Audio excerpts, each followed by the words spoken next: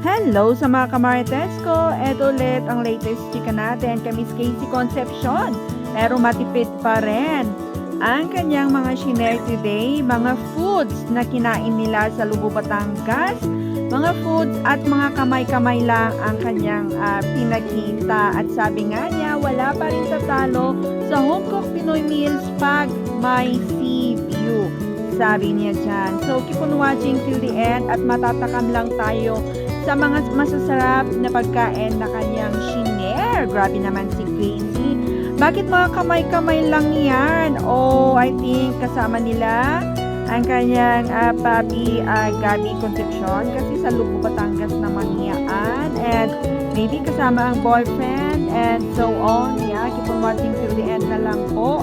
Dito tayo tumingin sa mga sarap na food. Ayan. Nakakatakam, nakakagutom.